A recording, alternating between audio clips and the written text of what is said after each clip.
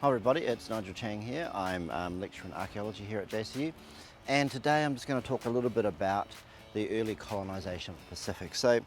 And here I am. This is our outdoor archaeology laboratory down at the back of the university on the Townsville campus. So this is where we come with our archaeology students for some of our practical exercises. Anyway, that's just somewhere different to do the lecture from. Okay. So I'm just going to talk about a few things today. Essentially, the fact that the Pacific is this big, enormous space. You know, we're all very excited about Cook and Tasman before him, and other people who have sailed across the Pacific.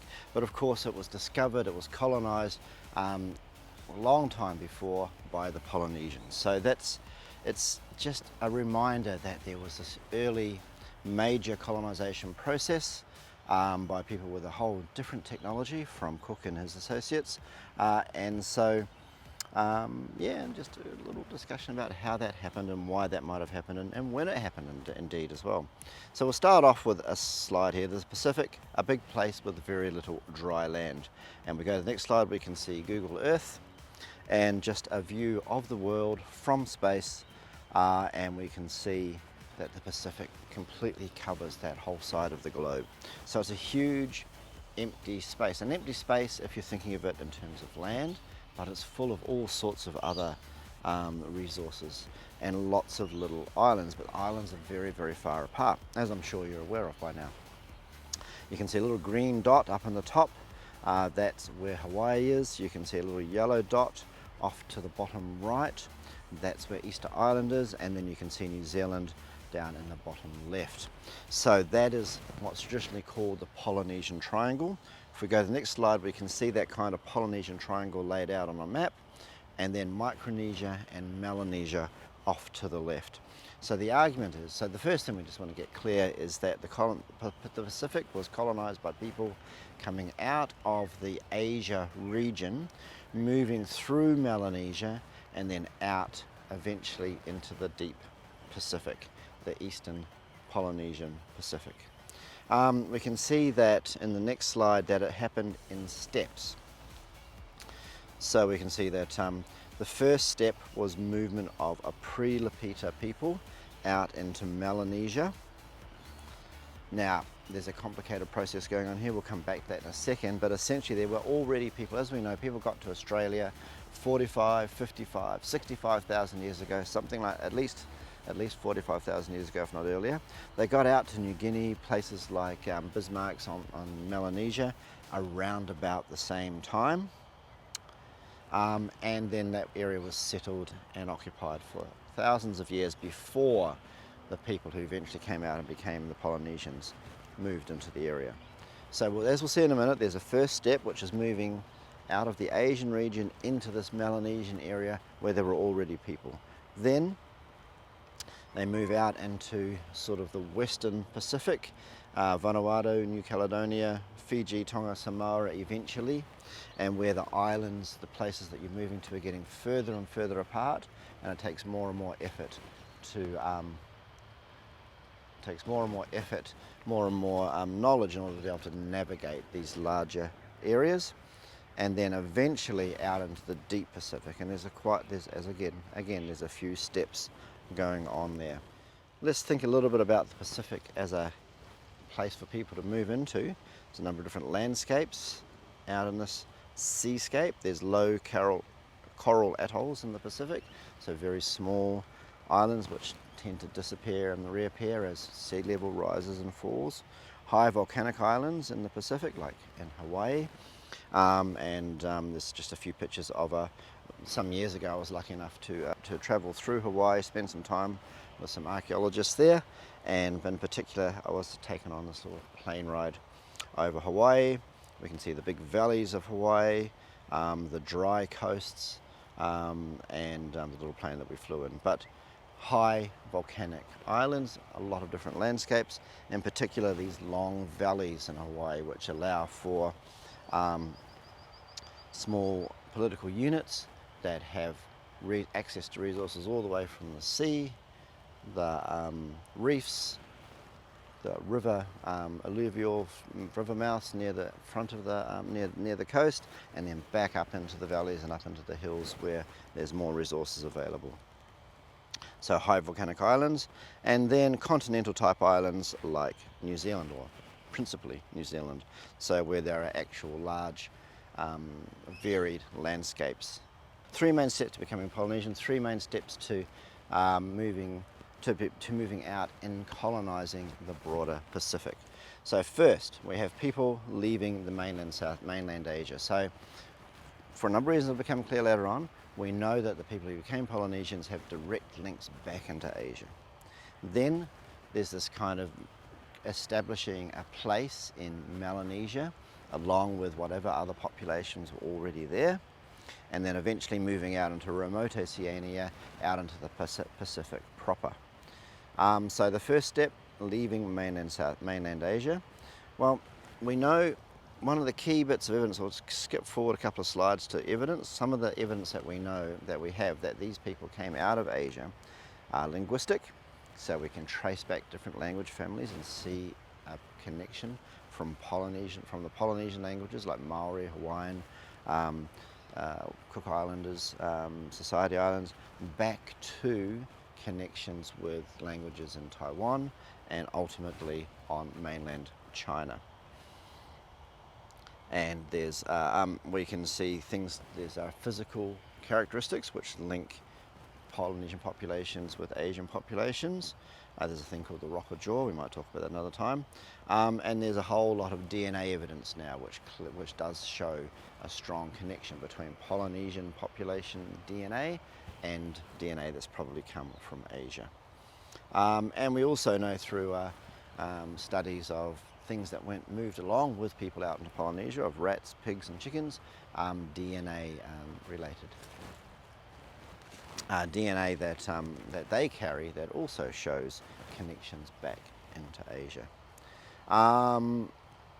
Even ancient microbial DNA and calcified plaque. And archaeology, there's a number of there's bits of archaeological evidence which also show that people, that also have connections from Polynesia back into Asia. So there's a range of different bits of evidence, and this is kind of what archaeology is about.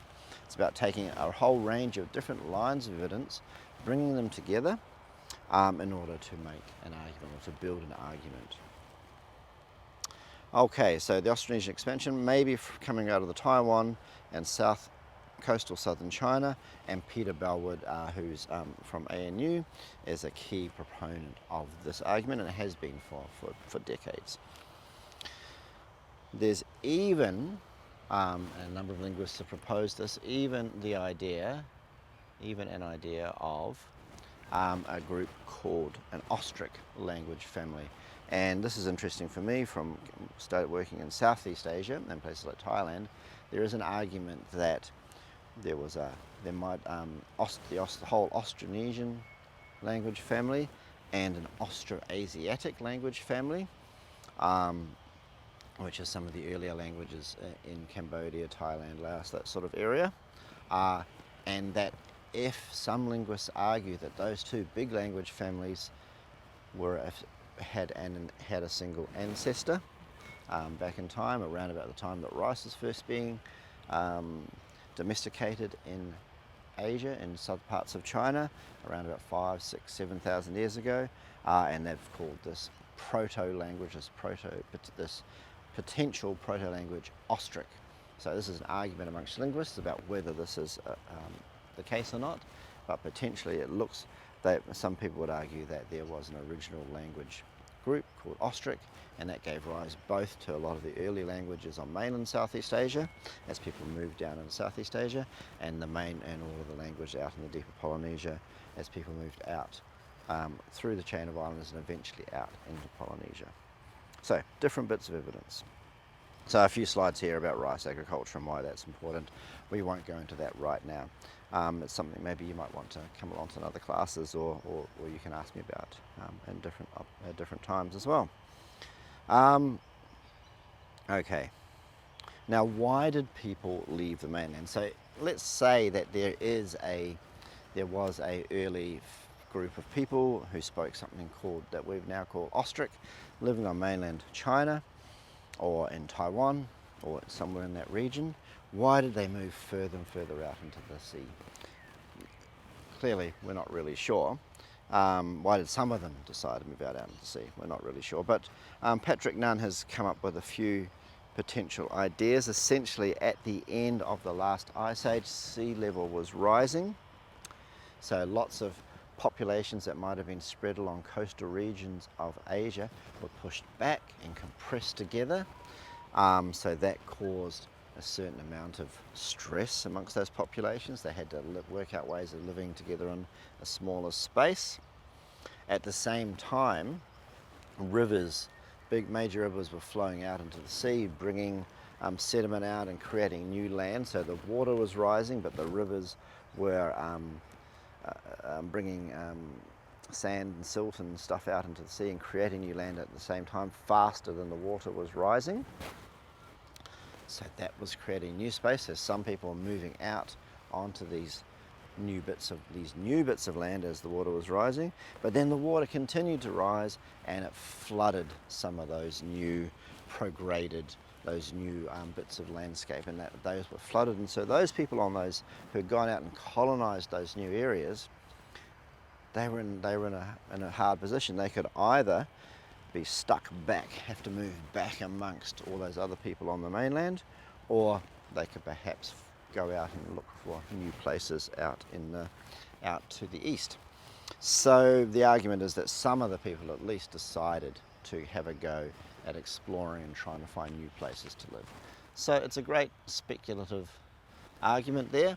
We don't know how true it is or how real it is, but it's a nice way of thinking about why some people made that decision to leave and move out and become explorers across the ocean, while other people stayed on the mainland and their lives went down a different trajectory. Those people that moved out, so some people clearly did move out and start exploring. We don't know exactly whatever the reason.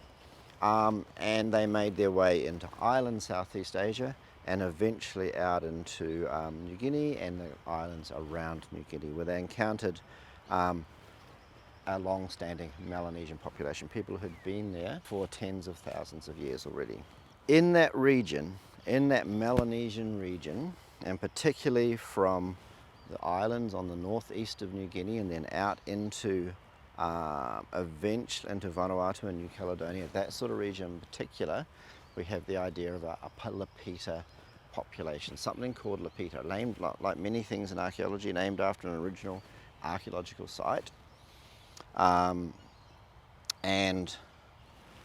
it seems to be the sorts of artifacts that are found on those sites, bits of the lifestyle, seem to be different to the populations that have been in that region for tens of thousands of years, and similar in some ways to the people who were eventually going to make their way out into the deep Pacific.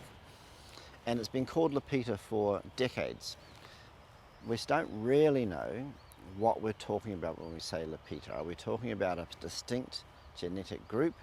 Are we talking about a language family? Did the Lapita people speak some sort of Proto-Polynesian language?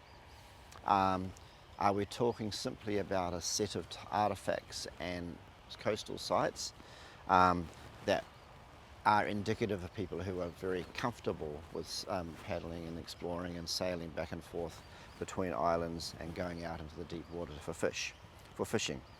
So it can be all of those things. And like a lot of things in archaeology, we have these ideas of cultures from the past, but because we can't interview those people, we can't speak to them, we don't know too much, we don't know directly about their lifestyles, we have to put together evidence about cultures from the artifacts, the things that we find. And so we give them a name, and then we have to decide what exactly we mean by that. Is it people, pots, and here we've got the idea of a techno-complex. However, pottery is a classic definition of Lapita people, and it's something that separates them both from the Melanesian populations and from later Polynesian populations. And probably does link them back in some way or other to populations on mainland Asia, back in China and Taiwan, where pottery was an important aspect of their technology. So lots of bowls and pots and things. There's a temper of sand or crushed shell. So temper is the stuff you mix in with clay when you make pottery, and that helps it withstand the expansion and contraction around firing, so it doesn't explode when it's fired. And in this case they use sand or crushed shells, which are perhaps an indicator of that coastal lifestyle, that fishing lifestyle. Fired at low temperatures, lots of complex geometric designs including stylized faces on them, and not all the pottery has all this design, but it is where you see these particular designs, then that's when you know you have Lapita potteries. And here you can see fishing hooks and trolling lures. Trolling lures and hooks are important because those are the things that you use. It's going out in a canoe into deep water, paddling along quite fast, pulling this lure behind you to catch larger pelagic fish, the big fish that hunt on the surface or high up in the ocean. So these are people who are comfortable with getting out there into the ocean, not just staying close inshore. What happened next? Well, there's potentially 800 years of gap. So people first make it out to Vanuatu, and then out even further east of Fiji, Samoa and Tonga. And it's hard to see from some of these maps, but it's a long way between Vanuatu and Fiji, Tonga and Samoa. So at this stage you're moving into areas where you've got to spend more time at sea without being able to see the next piece of land over the horizon, and you've got to really develop stronger voyaging capabilities. Anyway, they get out to this area, Samoa, Tonga, Fiji. There's still pottery being made, but not so much, and it slowly becomes less and less important. But it's more than 1,000 years before before people then move out into the far eastern Pacific. We don't know exactly how they did it. When we look at the computer simulations, one of the things that seemed clear is that the most reliable currents and wind patterns, trade winds, are from east back to west. Okay, from east back to west. So what we think people were doing, one of the arguments as to why this might have been a conscious exploration process, is that people would sail against the currents, against the winds, moving out to the east. They've already got 1,000 years or more of experience to tell them that as they come from the west and they move out to the east, they're going to find more and more land. As they move to the east, as they get into the Lapita area, they realise that the land might be further and further apart and harder to find, but there's always going to be something out there. So anyway, so they're moving out to the east looking for more new land. It's a bit hard to sail against the currents and the winds. Their navigation processes can tell them where they are, north and south, so what latitude they're at, but not necessarily how far to the east they've gone, what the longitude is.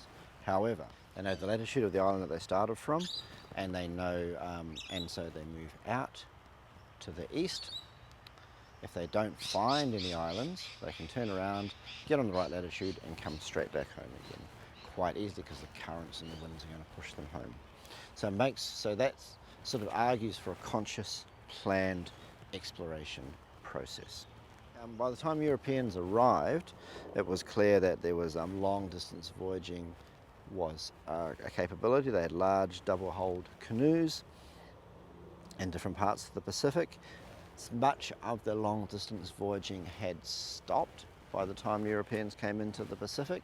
However, there was plenty of oral traditions and histories of it happening, and people were aware of other populations in other parts of the Pacific, and the languages were similar, were quite similar as well. Were still very, very similar, clearly related, say between Hawaiian and New Zealand Maori, for example. Eventually, the last place to be colonised was New Zealand, as far as we know, around about 800 years ago, 1200 or 1250 AD. It seems logical that New Zealand was last because they had to break a lot of those navigation, a lot of those exploration rules in order to get to New Zealand. So they had to sail down into southern latitudes where the currents and the winds were much more unpredictable and went in different directions, and they were it was quite a feat of voyaging to get to New Zealand, and then also to go back and forth between New Zealand and places like the Cook Islands, which we think they were sailing back and forth between fairly regularly for the first 100 years or so. Now New Zealand, just a quick couple of pictures about New Zealand, mainly because that's where I'm from, as is Claire, as you know. One of the first archaeological projects that I was able to be involved in personally was way back in the dim dark ages in 1988 in southern New Zealand, just north of Dunedin, at a place called Shag River, and at the mouth of the Shag River there was a beach, sand dunes, and excavating in those sand dunes where there was evidence of early Maori population or early Polynesian colonisation, including, as we come down through those pictures on the last slide of photos, the part of the leg bone of a large moa. So this particular site, there were lots and lots of moa bones that had been eaten there. So clearly, when the first Polynesians arrived in New Zealand, as humans tend to do in all sorts of places, they killed a lot of the easy prey, especially the moa, and there's evidence here of large-scale hunting and processing of moa, cooking them in earth ovens. And last of all, here we see a large fishhook about 10-12 centimetres long, made from moa bone. And that would be part of a lure. Again, those things you pull along behind the canoe when you're hunting, when you're fishing in out deep sea.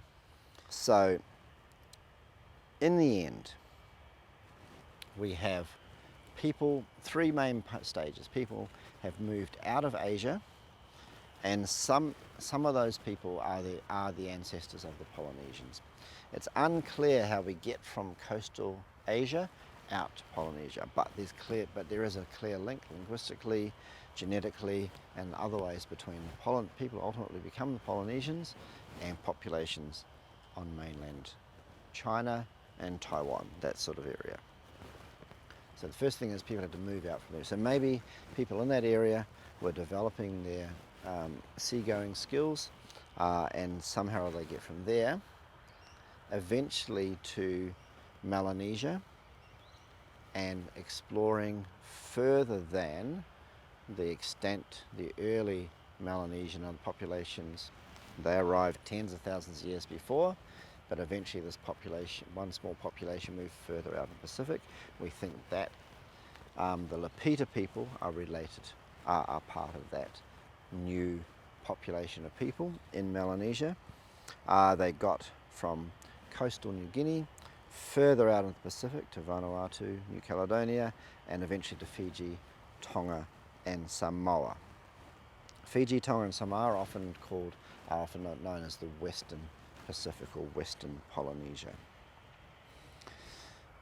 Then there was a long gap. They stayed in those areas. They didn't manage to move further for quite some time, and then eventually a population moved from Fiji, Tonga, Samoa out into the deep Pacific, and that was a whole other process of exploration and colonization as well. And those people became the classic Polynesians. Hawaii, Easter Island, New Zealand, the points of the triangle, and then all those islands in between. Now, the story that I've given you is all about moving from west to east. What about Thor Heyerdahl and his ideas? He argued that statues on Easter Island and various other bits of stonework suggested that the Polynesians came from South America and explored the Pacific, coming from east to west. That doesn't seem to be the case at all. However, what we do think happened is that Polynesians made their way into the Pacific. They kept going to the east. They eventually hit the shores, the coasts of South America, and then some populations perhaps and certainly technologies made their way back into the Pacific from that kind of, the Polynesians moving across, hitting the South American coast and then bouncing back into the Pacific again. So in Easter Island, Genetically, we think there was definitely mixture with South American populations. Things like the sweet potato, the kuma as we call it in New Zealand, the sweet potato, that came from South America and spread very rapidly back through the Pacific and right through to New Guinea, obviously. There's clearly a more complicated story, and Polynesians not only colonised and discovered the Pacific, they made their way all the way to South America and back again as well. So basically it's just important to remember that Polynesia was colonised well before Europeans made their way to this part of the world,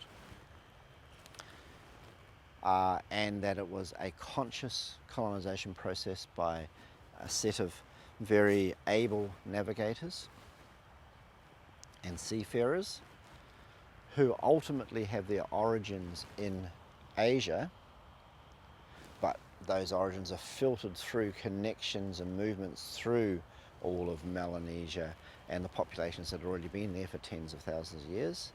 But eventually they made that break, and they moved even further to the Western Polynesia, Fiji, Tonga and Samoa, and then finally the big leap out into the great unknown of the deeper Eastern Pacific and Eastern Polynesia. That's all. I hope that's been interesting to you. Come along, feel free to come and ask me some questions. Bye for now.